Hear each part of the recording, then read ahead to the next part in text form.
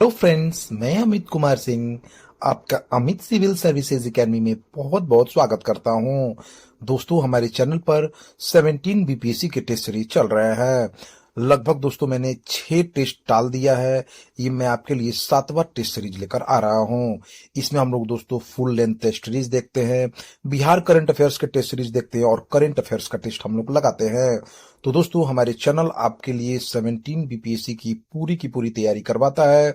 और टेस्ट के माध्यम से दोस्तों इसको लगा लेने के बाद, जो हम लगभग 50 टेस्ट में आपको डालूंगा, इसको लगा लेने के बाद मुझे यकीन है कि आपको बीपीएससी 17 बीपीएससी में कोई भी क्वेश्चन आएगा आपसे नहीं छूटेगा। एक परफेक्ट और एक्सप्लेनेशन के साथ में आपको टेस्ट सीरीज लगवाता हूं। एक एक क्वेश्चन का आपको डिटेल एक्सप्लेनेशन दिया जाता है। तो जुड़ जाइए Amit civil services academy YouTube channel से। आप पीडीएफ भी प्राप्त कर सकते हैं हमारे टेलीग्राम चैनल पर जाकर। तो चलते हैं दोस्तों, आज का टेस्ट शुरू करते हैं। तो आज का पहला क्वेश्चन लेते हैं दोस्तों हम लोग। आज हम लोग करंट अफेयर्स का टेस्ट दे रहे हैं दोस्तों। उसके बारे में टेस्ट समझ लीजिए, सेलेक्टेड क्वेश्चन समझ लीजिए इसको। पहला क्वेश्चन लेते हैं, केंद्र सरकार ने पोर्ट ब्लेयर का नाम बदलकर क्या रख दिया है? तो ऑप्शन आपके सामने है। केंद्र सरकार ने पोर्ट ब्लेयर का नाम बदलकर श्री विजयपुरम रख दिया है, श्री बालाजीपुरम रख दिया, कनकपुरम या मंगलापुरम। तो देखिए दोस्तों, केंद्रीय गृह मंत्री और भारत के सहकारिता मंत्री अमित शाह ने पोर्ट ब्लेयर का नाम बदलकर श्री विजयपुरम कर दिया है। ठीक है दोस्तों, अब पोर्ट ब्लेयर को श्री विजयपुरम के नाम से जाना जाएगा। दूसरे क्वेश्चन की तरफ चलते हैं। हाल ही में एक रिपोर्ट के अनुसार भारत दुनिया में एल्युमिनियम का कौवा सबसे बड़ा उत्पादक बन गया है। देखिए दोस्तों, हाल ही में रिपोर्ट के अनुसार भारत जो है एल्युमिनियम उत्पादन में विश्व में दूसरे स्थान पर पहुंच गया है। ठीक है दोस्तों, इसके अलावा चूना पत्थर के उत्पादन में भारत जो है विश्व में तीसरे स्थान पर है। लौह अयस्क के उत्पादन में भारत चौथे स्थान पर है। तो ये हाल ही की आई हुई रिपोर्ट है दोस्तों। तो एल्युमिनियम उत्पादन में पूरे विश्व भर में भारत दूसरे, चूना पत्थर के उत्पादन में पूरे विश्व भर में तीसरे तथा लौह अयस्क के उत्पादन में चौथे स्थान पर आया है। 31 जुलाई 2024 को विदेश मंत्री जयशंकर ने किस देश में महात्मा गांधी की प्रतिमा का अनावरण किया है? तो बताइए दोस्तों, किस देश में उन्होंने किया है महात्मा गांधी की प्रतिमा का अनावरण? हमारे विदेश मंत्री एस जयशंकर ने। देखिए दोस्तों, ये टोक्यो जापान में उन्होंने किया है। देखिए दोस्तों, एक एडोवाडा वार्ड है, इसका नाम है दोस्तों एडोगावा वार्ड जापान में, जहां पर महात्मा गांधी की प्रतिमा का अनावरण किया है, जो टोक्यो जापान में है। एडोवागा जो वार्ड है दोस्तों, वो उसको लिटिल इंडिया कहा जाता है। ठीक है, किसको? एडोगावा वार्ड को, जो जापान टोक्यो में है।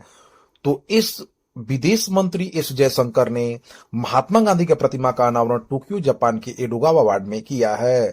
दोस्तों, जापान से संबंधित एक और खबर है जो हाल ही में चर्चा में आया है। जापान के जो नए पीएम बने हैं, जो प्रधानमंत्री हैं, वो शिगेरू इशिबा बने हैं। कौन बने हैं दोस्तों? Shigeru Ishiba. नेक्स्ट क्वेश्चन की तरफ चलते हैं हम लोग। 27 जुलाई 2024 को केंद्रीय सूचना प्रसारण मंत्री अश्वनी वैष्णव ने कहां पर 500वें सामुदायिक रेडियो स्टेशन का उद्घाटन किया है?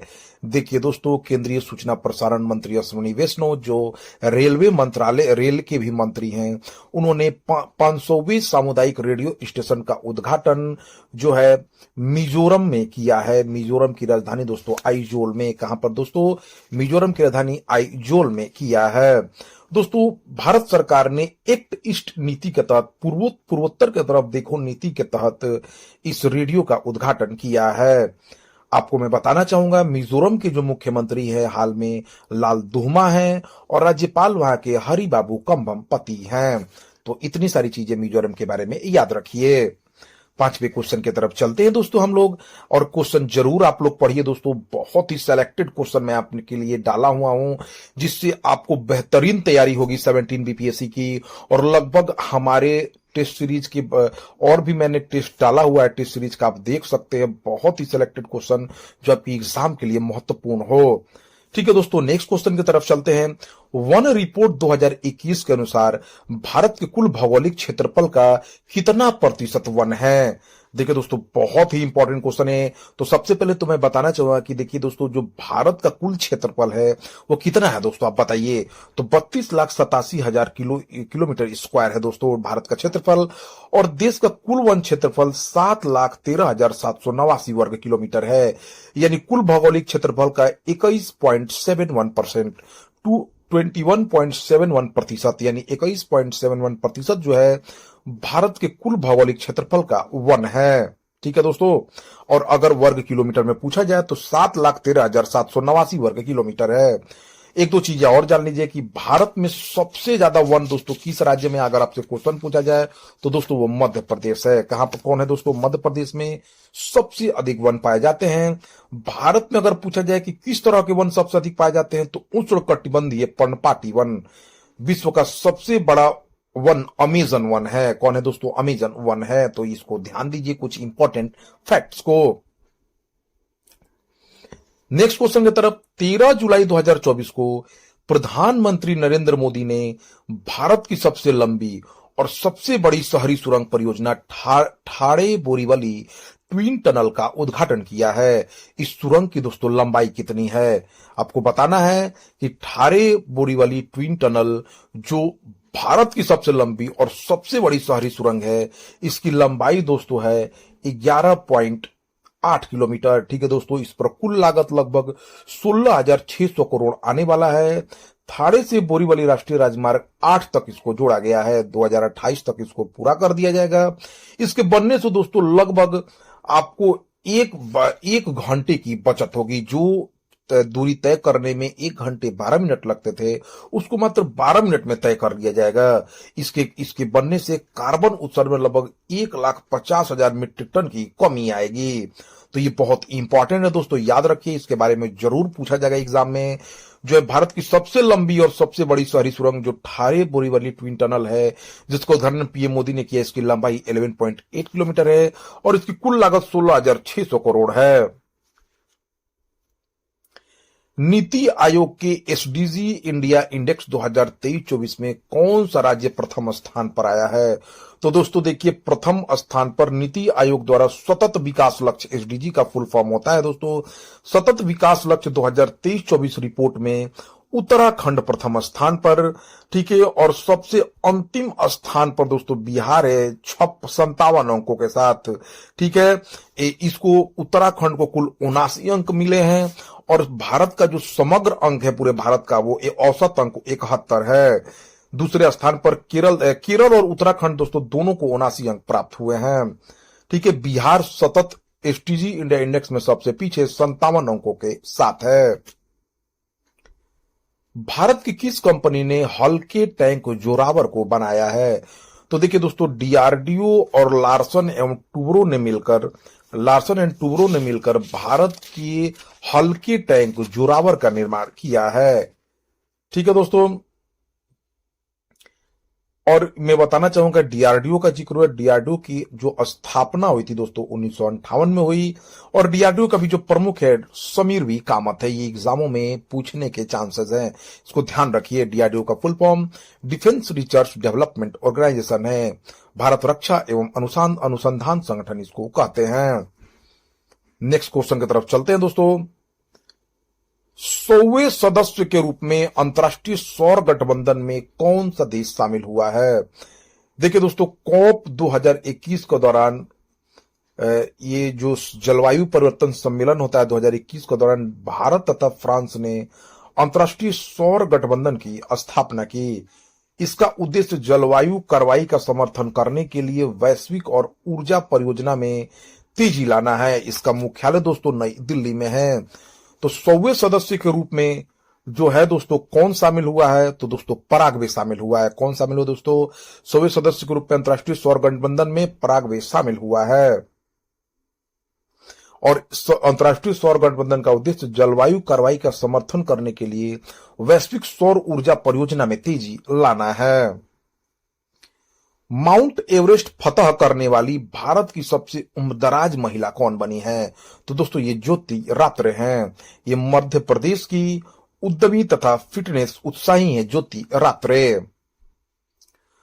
भारत के पहले सरकारी आर्टिफिशियल इंटेलिजेंस एंकर का क्या नाम है? एआई एंकर का नाम दोस्तों क्रिस और भूमि है। डीडी किसान ने भारत के पहले सरकारी एआई एंकर क्रिस और भूमि को पेश किया है। ठीक है दोस्तों, इसके पास क्रिस और भूमि के पास 50 भाषाओं में संवाद करने की क्षमता है तथा यह 24 घंटे 365 दिन समाचार प्रसारित करने में सक्षम है। यह न कभी थकता है न कभी सोता है। नेक्स्ट क्वेश्चन की तरफ चलते हैं। विश्व आर्थिक मंच WEF के यात्रा एवं पर्यटन विकास सूचकांक 2024 में भारत किस स्थान पर पहुंच गया है? देखिए दोस्तों, भारत को 39वें स्थान पर है। विश्व आर्थिक मंच द्वारा जारी यात्रा एवं पर्यटन विकास सूचकांक 2024 में भारत जो है 39वें स्थान पर पहुंच गया है। ठीक है, अगर प्रथम स्थान की बात की जाए तो अमेरिका है। नेक्स्ट क्वेश्चन की तरफ चलते हैं दोस्तों हम लोग। भारतीय उद्योग परिसंघ के नए अध्यक्ष कौन बनाए गए हैं? तो दोस्तों ये संजीव पुरी भारतीय उद्योग परिसंघ के नए अध्यक्ष बने हैं। अप्रैल 2024 में जारी संयुक्त राष्ट्र जनसंख्या कोष की रिपोर्ट में चीन को पछाड़कर भारत की जनसंख्या कितनी हो गई है? तो देखिए दोस्तों, चीन को पछाड़कर भारत जनसंख्या में पहले स्थान पर पहुंच गया है और भारत की कुल जनसंख्या 144.17 करोड़ पहुंच गई है। टाइम पत्रिका की 2024 के विश्व के सबसे महान स्थानों में भारत के 3 स्थलों को शामिल किया गया है। इनमें से कौन सा स्थल टाइम पत्रिका की विश्व के सबसे महान स्थानों की 2024 की सूची में शामिल नहीं है? तो दोस्तों, समाधान संग्रहालय म्यूजियम मुंबई शामिल है, मानम चॉकलेट हैदराबाद शामिल है, नार हिमाचल प्रदेश में है वो भी शामिल है, बासुकी मथुरा जो है दोस्तों इसमें शामिल नहीं है। ठीक है, 3 शामिल हुए हैं, समाधान संग्रहालय म्यूजियम मुंबई, मानम चॉकलेट हैदराबाद, नार हिमाचल प्रदेश और बासुकी मथुरा। यूके स्थित हेनले पासपोर्ट इंडेक्स की रैंकिंग में भारत किस स्थान पर आया है? तो दोस्तों, यूके स्थित हेनले पासपोर्ट इंडेक्स की रैंकिंग में भारत जो है 82वें स्थान पर आया है 2024 की रैंकिंग में। नेक्स्ट क्वेश्चन की तरफ चलते हैं। किस देश ने दुनिया की पहली high speed carbon fibre train बनाई है? तो दोस्तों, चीन ने। यह पर्यावरण अनुकूल ट्रेन है। इसकी अधिकतम स्पीड 140 किलोमीटर पर आवर है। हल्की होने के कारण यह कम ऊर्जा खपत करती है तथा इससे कम शोर भी होता है।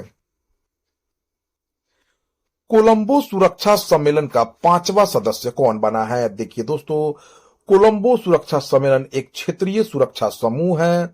इसकी स्थापना 2011 में हुई थी। भारत, श्रीलंका, मालदीव इसके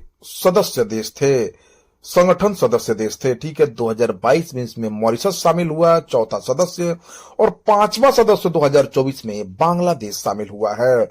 तो इसको ध्यान दीजिए, कोलंबो शिखर सम्मेलन सुरक्षा सम्मेलन का 5वां सदस्य बांग्लादेश 2024 में बना है। शुरुआत में इसमें मात्र 3 सदस्य भारत, श्रीलंका और मालदीव थे। नेक्स्ट क्वेश्चन की तरफ चलते हैं। भारत की पहली फैशन पूर्वानुमान पहल विजियो एनएक्सटी पोर्टल का शुभारंभ 5 सितंबर 2024 को किसने किया है? तो कपड़ा मंत्री, राष्ट्रीय कपड़ा मंत्री और बिहार से लोकसभा सांसद बेगूसराय से गिरिराज सिंह ने भारत की पहली फैशन पूर्वानुमान पहल विजियो एनएक्सटी पोर्टल का शुभारंभ 5 सितंबर 2024 को किया है। तो क्या दोस्तों, इसको स्थापित करने का उद्देश्य वेब पोर्टल का शुभारंभ गिरिराज सिंह ने किया। इससे भारत के कपड़ा और परिधान उद्योग में काफी फायदा होने की उम्मीद है। भारत की स्थापित नवीकरणीय ऊर्जा क्षमता 2024 के 76.38 गीगावाट से बढ़कर 2024 में कितनी गीगावाट हो गई है? देखिए दोस्तों, भारत की स्थापित नवीकरणीय ऊर्जा क्षमता 2014 के 76.38 गीगावाट से बढ़कर 2024 में 165% की अभूतपूर्व वृद्धि के साथ दोस्तों 203.1 202.1 गीगावाट हो गई है। इसको ध्यान देना दोस्तों, लगभग 165% की अभूतपूर्व वृद्धि की है भारत ने नवीकरणीय ऊर्जा क्षमता में। नेक्स्ट क्वेश्चन की तरफ चलते हैं। भारत सरकार और विश्व बैंक मिलकर भारत के कितने राज्यों में ग्रीन नेशनल हाईवे कॉरिडोर बनाएगी? तो देखिए दोस्तों, 4 राज्यों में यह बन रहा है national green highway corridor. Bharat सरकार तथा विश्व bank green national highway corridor परियोजना के निर्माण के लिए हाथ मिलाया है। लगभग 781 किलोमीटर लंबे पर्यावरण अनुकूल राजमार्ग हिमाचल प्रदेश, राजस्थान, उत्तर प्रदेश और आंध्र प्रदेश में बनाए जाएंगे। ठीक है दोस्तों, तो इन 4 राज्यों में ध्यान दीजिए। एक एक क्वेश्चन दोस्तों बहुत बहुत इंपॉर्टेंट है। एकदम बनाते जाना है, पढ़ते जाना है, समझते जाना है, एकदम रटते जाइए इसको। किस राज्य में स्थित चराई देव मैदान को यूनेस्को की विश्व धरोहर स्थल के लिए नामित किया गया है? तो दोस्तों असम के शिवसागर, असम के जो है सरायदो डिस्ट्रिक्ट में चराईदो मैदान को यूनेस्को की विश्व धरोहर स्थल में नामित किया गया है। ठीक है दोस्तों, पूर्वोत्तर भारत का पहला यूनेस्को विश्व धरोहर स्थल है और भारत का यह 43वां विश्व धरोहर स्थल है, असम का चराईदेव मैदान। नेक्स्ट क्वेश्चन की तरफ दोस्तों चलते हैं। हाल ही में चर्चा में रहा शहर क्या है? तो दोस्तों ये महिला उद्यमी क्रेडिट शिक्षा कार्यक्रम है। महिला उद्यमियों को सशक्त बनाने के लिए शुरू किया गया है शहर क्रेडिट शिक्षा कार्यक्रम। महिला उद्यमिता मंच और ट्रांस यूनियन साइबल द्वारा 8 जुलाई 2024 को इसकी शुरुआत की गई थी। किस राज्य के किसान सिद्धेश साकोरे को यूएन एजेंसी ने भूमि नायक या लैंड हीरो घोषित किया है? तो देखिए दोस्तों, ये महाराष्ट्र के रहने वाले हैं। विश्व मरुस्थलीकरण और सूखा दिवस पर संयुक्त राष्ट्र कन्वेंशन ट्रू कॉम्बेट के सम्मेलन में जो है सिद्धेश साकोरे को लैंड हीरो के रूप में मान्यता दी गई है।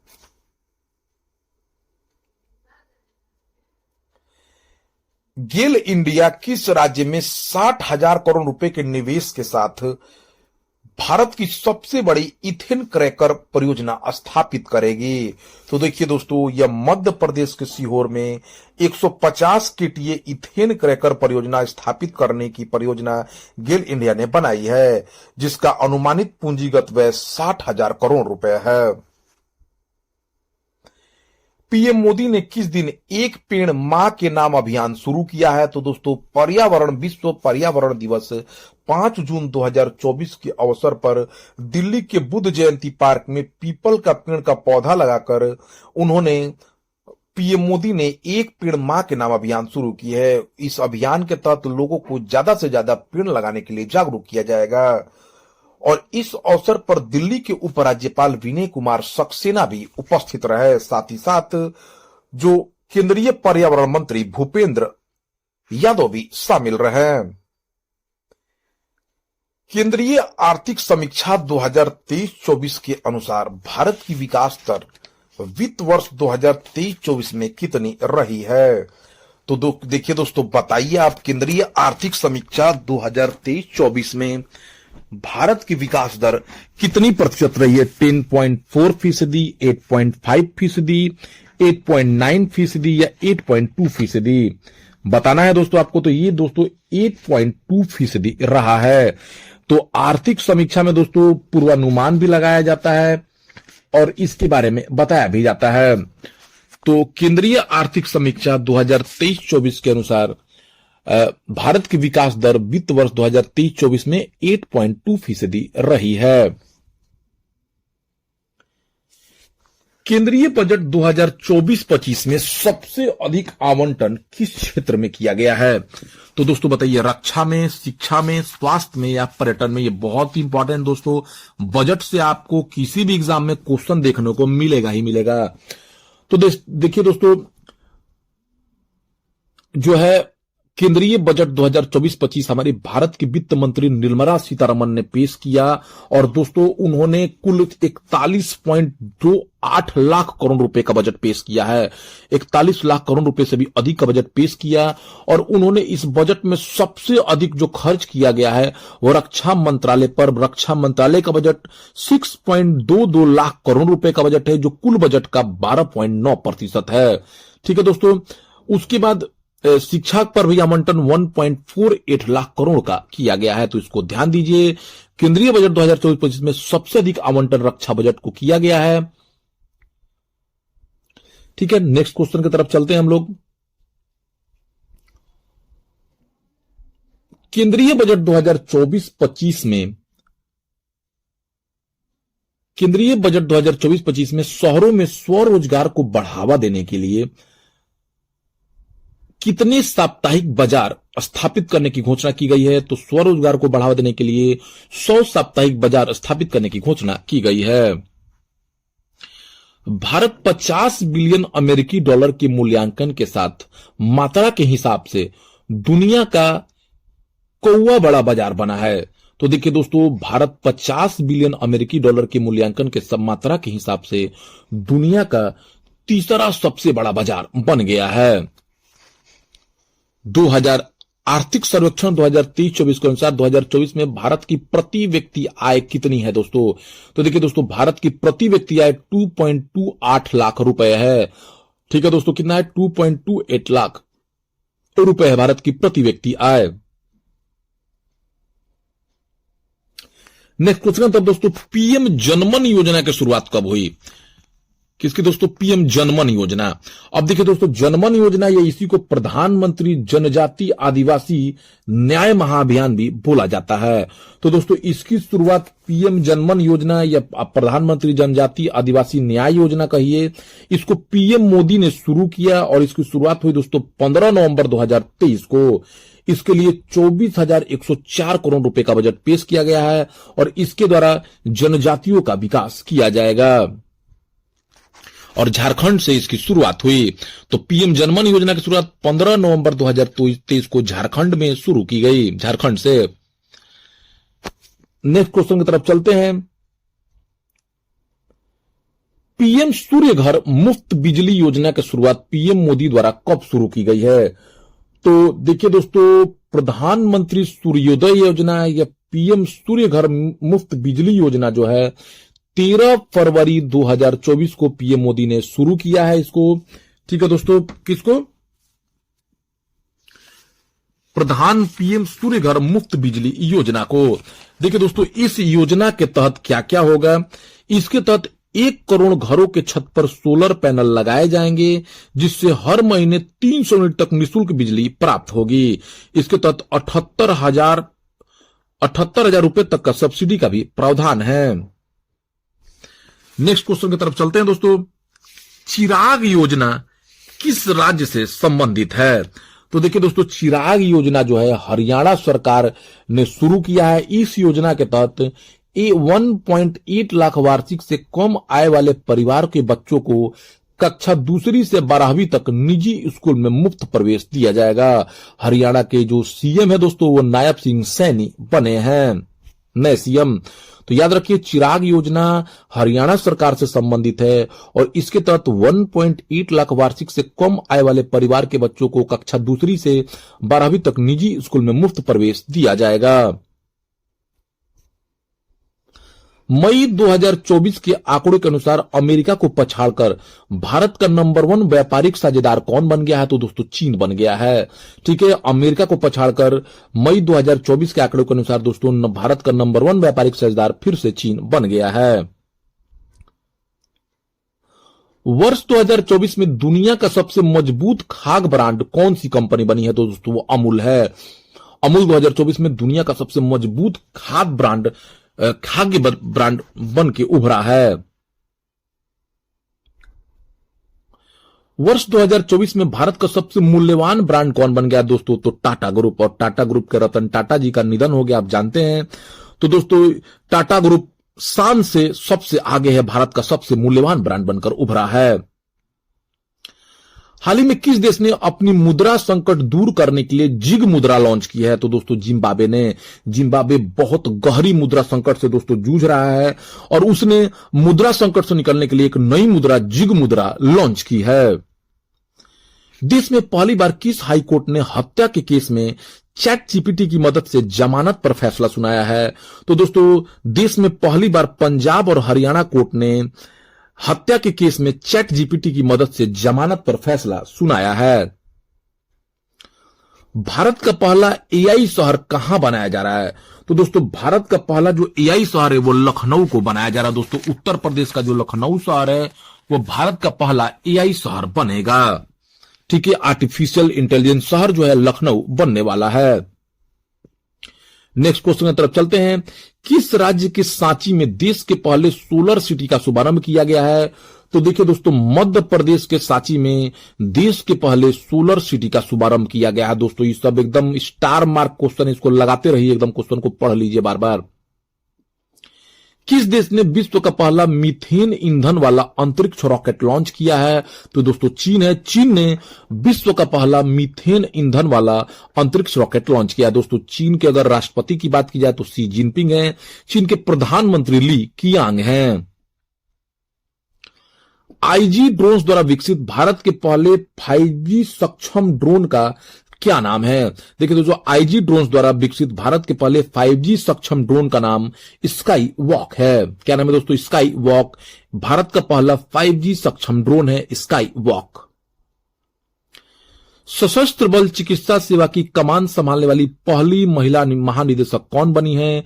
तो दोस्तों ये आरती सरीन है। आरती सरीन सशस्त्र बल चिकित्सा सेवा की कमान संभालने वाली पहली महिला महानिदेशक बनी है। विश्व का सबसे बड़ा समुद्री अभ्यास रिम्पेक 2024 कहां शुरू हुआ है दोस्तों? तो अमेरिका के मध्य प्रशांत महासागर में स्थित हवाई में। सिप्री द्वारा जारी रिपोर्ट में सेना पर खर्च करने के मामले में पूरे विश्व के देशों में भारत किस स्थान पर आया है? तो दोस्तों देखिए सिप्री द्वारा जारी रिपोर्ट के अनुसार विश्व की सेना पर खर्च करने के मामले में पूरे विश्व के देशों में भारत चौथे स्थान पर आया है। सेना पर खर्च करने के मामले में अमेरिका पहले स्थान पर है। किस राज्य में स्थित एपीजे अब्दुल कलाम द्वीप से कम दूरी की बैलिस्टिक मिसाइल अग्नि-1 का सफल प्रक्षेपण किया गया है? तो दोस्तों अग्नि मिसाइल का सफल परीक्षण ओडिशा स्थित एपीजे अब्दुल कलाम द्वीप से किया गया है। किस सैन्य स्टेशन को बेस्ट ग्रीन मिलिट्री स्टेशन का पुरस्कार मिला है? तो देखिए दोस्तों उधमपुर सैन्य स्टेशन को जो है बेस्ट ग्रीन मिलिट्री स्टेशन का पुरस्कार दिया गया है। किस देश ने दुनिया का पहला लकड़ी का उपग्रह लॉन्च किया है? तो दोस्तों ये जापान है। जापान ने दोस्तों लकड़ी का पहला उपग्रह लॉन्च किया है। भारत का पहला राष्ट्रीय अंतरिक्ष दिवस कब मनाया गया? तो 23 अगस्त 2024 को भारत का पहला राष्ट्रीय अंतरिक्ष दिवस मनाया गया है। किस देश ने कासा नामक राष्ट्रीय अंतरिक्ष एजेंसी की स्थापना की है? तो दोस्तों दक्षिणी कोरिया ने कासा नामक राष्ट्रीय अंतरिक्ष एजेंसी की स्थापना की है। अंतरिक्ष में जाने वाले पहले भारतीय पर्यटक कौन बने हैं? तो दोस्तों ये गोपी थोटुकारा बने हैं। थोटाकुरा।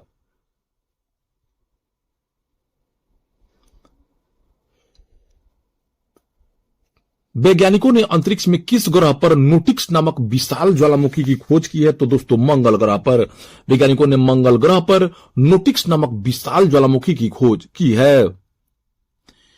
किस देश ने कोयले से संचालित दुनिया का पहला रॉकेट लॉन्च किया है? तो दोस्तों चीन ने मीथेन द्वारा संचालित भी रॉकेट लॉन्च किया है और दोस्तों कोयले से संचालित दुनिया का पहला रॉकेट भी चीन ने ही लॉन्च किया है। कोयले से संचालित दुनिया का पहला रॉकेट, लकड़ी का रॉकेट, लकड़ी का जो है बनाया है दोस्तों पूरा किसने बनाया है? जापान ने। और कोयले से संचालित दुनिया का पहला रॉकेट चीन ने लॉन्च किया है। 7वीं बार भारत के सबसे साफ शहर का खिताब किसने जीता है? तो दोस्तों इंदौर ने। मध्य प्रदेश का शहर इंदौर ने भारत के सबसे साफ शहर का खिताब 7वीं बार जीत लिया है। किस राज्य में स्थित गुप्तेश्वर वन को जैव विविधता विरासत स्थल घोषित किया गया है? तो दोस्तों देखिए, उड़ीसा में स्थित गुप्तेश्वर वन को जैव विविधता विरासत स्थल घोषित किया गया है। दोस्तों, उड़ीसा के नए मुख्यमंत्री मोहन चरण मांझी बने हैं और उड़ीसा के नए राज्यपाल रघुवर दास बनाए गए हैं। ध्यान दीजिए। अफगानिस्तान को पछाड़कर अफीम का सबसे बड़ा उत्पादक देश कौन बन गया है? तो दोस्तों, म्यांमार बन गया है। हाल ही में आई रिपोर्ट के अनुसार अफगानिस्तान को पीछे छोड़कर म्यांमार अफीम का सबसे बड़ा उत्पादक देश बन गया है। किस राज्य में स्थित वीरांगना दुर्गावती टाइगर रिजर्व भारत का 54वां टाइगर रिजर्व बन गया है? तो दोस्तों, वीरांगना दुर्गावती टाइगर रिजर्व जो है मध्य प्रदेश में स्थित है। ये मध्य प्रदेश का 7वां टाइगर रिजर्व और भारत का 54वां टाइगर रिजर्व बन गया है। मध्य प्रदेश स्थित वीरांगना दुर्गावती टाइगर रिजर्व। देश में पहली बार लिथियम का भंडार किस राज्य में स्थित रियासी में मिला है? तो देखिए दोस्तों, देश में पहली बार लिथियम का भंडार जम्मू कश्मीर के रियासी में मिला है। भारत के 85वें ग्रैंड मास्टर यानी दोस्तों शतरंज के ग्रैंड मास्टर भारत के 85वें जो हैं पी श्याम निखिल बने हैं। फेमिना मिस इंडिया 2024 कौन बनी है? तो दोस्तों, ये निकिता पुरवाल बनी है। कौन बनी है दोस्तों? निकिता पुरवाल। ये मध्य प्रदेश की रहने वाली हैं। श्वेता शारदा जो दूसरा ऑप्शन है दोस्तों, ये मिस दिवा यूनिवर्स बनी है। प्रिया सेन मिस अर्थ इंडिया 2023 बनी है, प्रियान सेन। और जो प्रवीणा अंजना है, ये मिस इंटरनेशनल इंडिया 2023 बनी है। नेक्स्ट क्वेश्चन की तरफ चलते हैं दोस्तों। 77वें बाफ्टा पुरस्कारों में कौन सा पुरस्कार है दोस्तों? बाफ्टा पुरस्कार। 77वें बाफ्टा पुरस्कारों में सर्वश्रेष्ठ फिल्म का पुरस्कार किसने जीता है? तो दोस्तों, 77वें बाफ्टा पुरस्कार 2024 में सर्वश्रेष्ठ फिल्म का पुरस्कार ओपेनहाइमर ने जीता है, जिसके निर्देशक क्रिस्टोफर नोलन है। और बाफ्टा पुरस्कारों में सर्वश्रेष्ठ निर्देशक का पुरस्कार ओपेनहाइमर के ही निर्देशक क्रिस्टोफर नोलन को मिला है। सर्वश्रेष्ठ अभिनेता ओपेनहाइमर के अभिनेता सिलियन मर्फी को मिला है, किलियन मर्फी। और सर्वश्रेष्ठ अभिनेत्री एमा स्टोन बनी है। तो चारों का 3 पुरस्कार दोस्तों इसमें जो है ओपेनहाइमर ने ही जीता। ओपेनहाइमर के निर्देशक क्रिस्टोफर नोलन को सर्वश्रेष्ठ निर्देशक, ओपेनहाइमर फिल्म को सर्वश्रेष्ठ फिल्म और ओपेनहाइमर के अभिनेता किलियन मर्फी को सर्वश्रेष्ठ अभिनेता का पुरस्कार मिला है। ठीक है। और सर्वश्रेष्ठ अभिनेत्री एमा स्टोन चुनी गई हैं। 70वां राष्ट्रीय फिल्म पुरस्कार 2024 में सर्वश्रेष्ठ अभिनेता का पुरस्कार किसे दिया गया है? तो कंतारा फिल्म के लिए ऋषभ शेट्टी को सर्वश्रेष्ठ अभिनेता का पुरस्कार मिला है। सर्वश्रेष्ठ हिंदी फिल्म गुलमोहर को मिला है। सर्वश्रेष्ठ फीचर फिल्म आट्टम को दिया गया है सर्वश्रेष्ठ अभिनेता ऋषभ शेट्टी। सर्वश्रेष्ठ अभिनेत्री नित्या मेनन एवं मानसी परेख को मिला है। सर्वश्रेष्ठ निर्देशक का पुरस्कार सुराज बड़जात्या फिल्म ऊंचाई के लिए दिया गया है। 96वें ऑस्कर पुरस्कार में 96वें ऑस्कर पुरस्कार या अकादमी पुरस्कार में सर्वश्रेष्ठ निर्देशक का पुरस्कार किसने जीता है दोस्तों? तो सर्वश्रेष्ठ निर्देशक दोस्तों क्रिस्टोफर नोलन ओपेनहाइमर के लिए दिया गया है। ठीक है। सर्वश्रेष्ठ फिल्म ओपेनहाइमर इसमें बना है 96वें ऑस्कर पुरस्कार में। सर्वश्रेष्ठ अभिनेता किलियन मर्फी को ओपेनहाइमर के लिए और सर्वश्रेष्ठ अभिनेत्री एमा स्टोन को पुअर थिंग्स के लिए दिया गया है। तो इसको ध्यान दीजिए। नेक्स्ट क्वेश्चन की तरफ चलते हैं दोस्तों।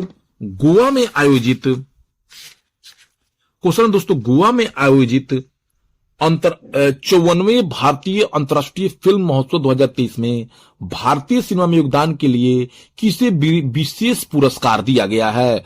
तो दोस्तों, माधुरी दीक्षित को भारतीय सिनेमा में योगदान के लिए 54वें भारतीय अंतर्राष्ट्रीय फिल्म महोत्सव 2023 में जो है माधुरी दीक्षित को सम्मानित किया गया है विशेष पुरस्कार से। इसमें बेस्ट फिल्म जो है, बेस्ट फिल्म का गोल्डन पीकॉक अवार्ड इनलेस बॉर्डर ईरानी फिल्म को दिया गया है। इनलेस बॉर्डर उसका नाम है, इनलेस बॉर्डर्स। बेस्ट एक्टर का अवार्ड जो है पोरिया रहीमी सैम को दिया गया है। और बेस्ट एक्ट्रेस जो है मेलिनी थीरी को मिला है। ठीक है दोस्तों, तो इसको ध्यान दीजिए। और 54वें भारतीय अंतर्राष्ट्रीय फिल्म महोत्सव 2023 में बेस्ट वेब सीरीज ओटीटी का पुरस्कार जो है पंचायत सीजन 2 को दिया गया है।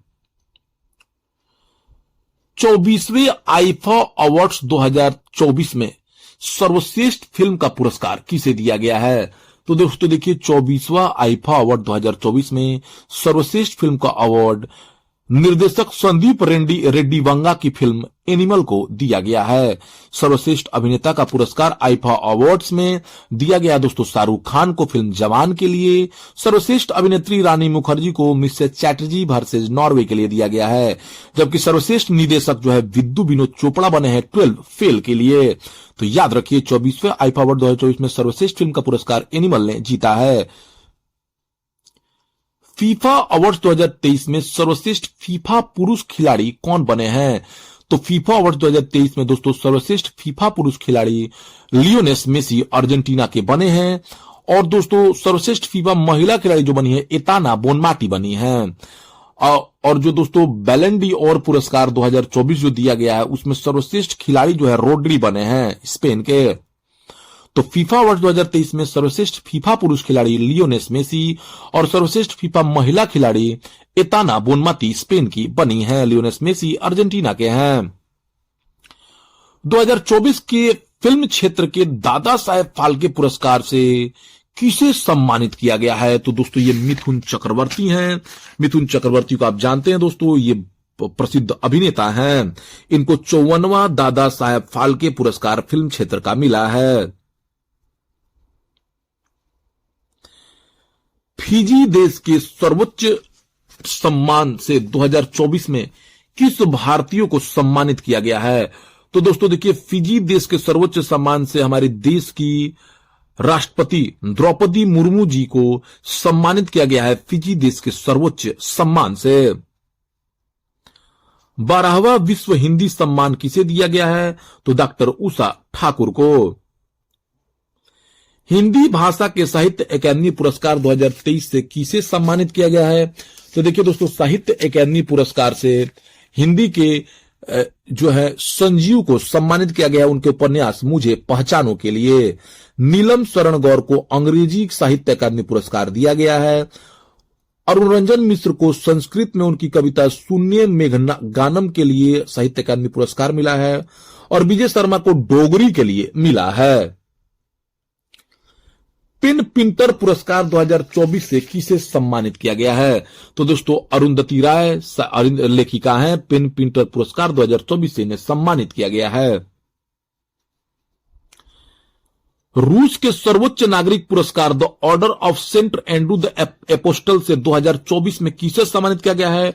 तो हमारे देश के लोकप्रिय राष्ट्र प्रधानमंत्री नरेंद्र मोदी को रूस का सर्वोच्च नागरिक सम्मान order of the saint Andrew the apostle 2024 दिया गया है। दोस्तों नरेंद्र मोदी जी को दिया गया है। ठीक है, नेक्स्ट क्वेश्चन। 5वें राष्ट्रीय जल पुरस्कार 2023 में सर्वश्रेष्ठ प्रदर्शन करने वाला राज्य दोस्तों उड़ीसा है।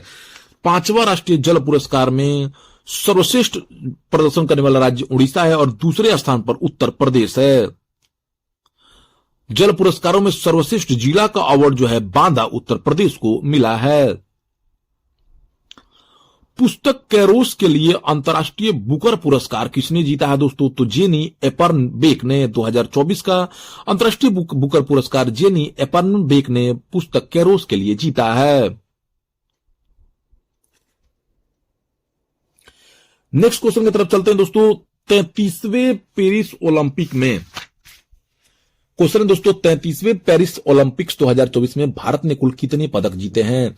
तो दोस्तों देखिए 6 पदक जीते हैं और इसके बारे में थोड़ा जानते हैं। देखिए 33वां पेरिस ओलंपिक 2024 जो है 26 जुलाई से 11 अगस्त 2024 तक हुआ। इसका शुभंकर फ्रीजियन कैप है। आदर्श गेम्स वाइड ओपन है। इसका theme let's move and celebrate है। इसमें कुल 32 खेल और 329 स्पर्धाएं शामिल हुई। भारत से 117 एथलीट शामिल हुए। ठीक है, और भारत की ओलंपिक टीम का मुख्य प्रायोजक अडानी समूह था। भारत की तरफ से 6 लोगों ने पदक जीता।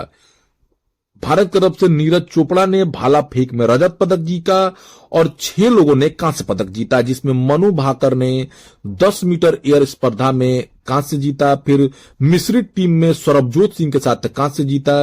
स्वप्नल कुशाले ने कांस्य जीता। पुरुष हॉकी टीम ने कांस्य जीता और अमन सहरावत ने कुश्ती में कांस्य जीता है। तो भारत ने कुल 6 पदक जीता।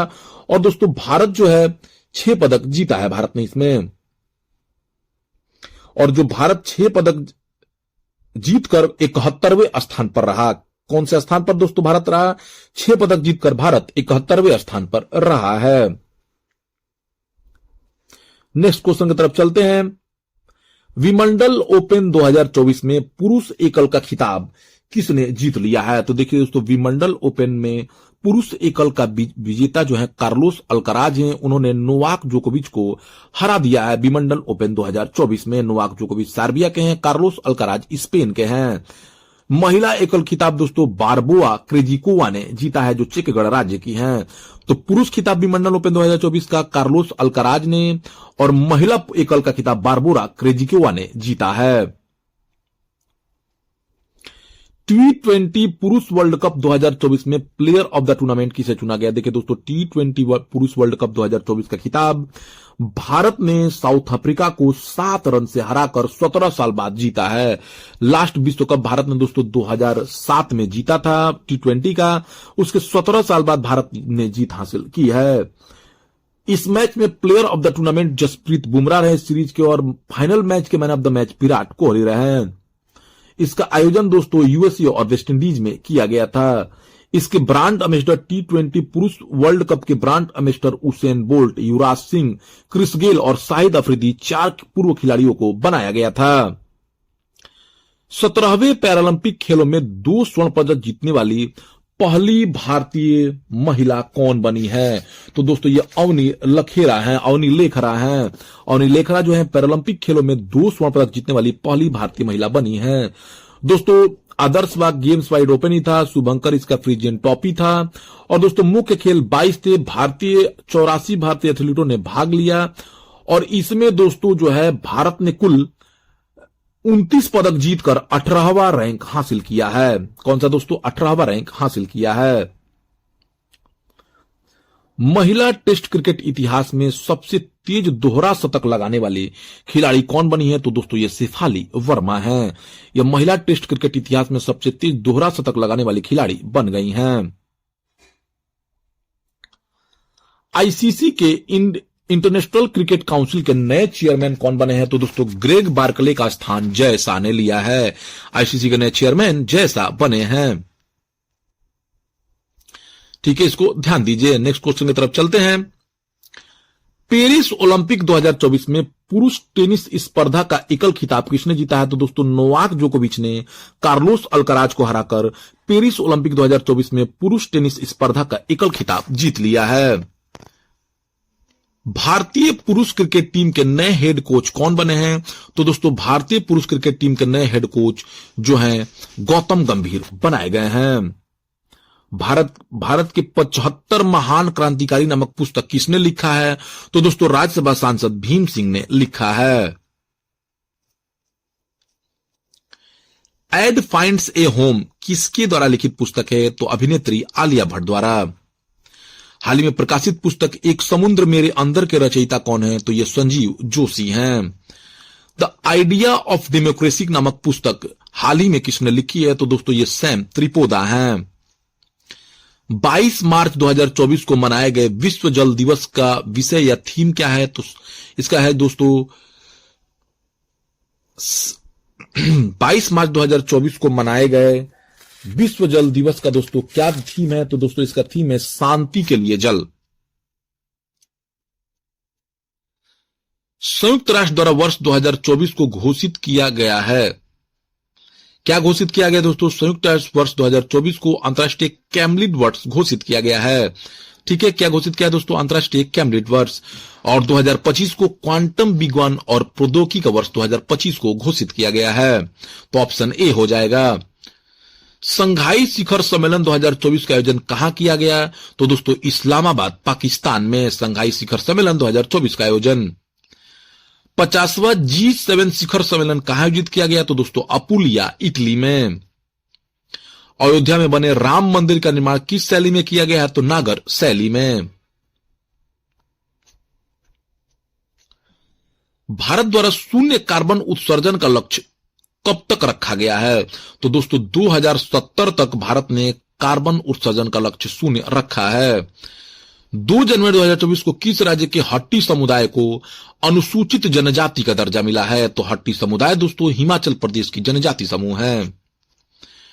जनवरी 2024 में भारत और किस देश के बीच डेजर्ट साइक्लोन सैन्य अभ्यास आयोजित हुआ है? तो भारत और यूएई के बीच। भारत का पहला गर्ल्स सैनिक स्कूल का उद्घाटन कहां हुआ है? तो दोस्तों मथुरा में। जनवरी 2024 में किस राज्य में एक साथ 108 स्थानों पर सामूहिक सूर्य नमस्कार कर गिनीज वर्ल्ड रिकॉर्ड बनाया गया है? तो दोस्तों गुजरात में। हाल ही में किस देश का माउंट लेबोटोबी ज्वालामुखी में विस्फोट हुआ है? तो दोस्तों इंडोनेशिया के माउंट लेबोटोबी ज्वालामुखी में विस्फोट हुआ है। किस देश ने हिम तेंदुआ को राष्ट्रीय प्रतीक घोषित किया है? तो दोस्तों किर्गिस्तान ने।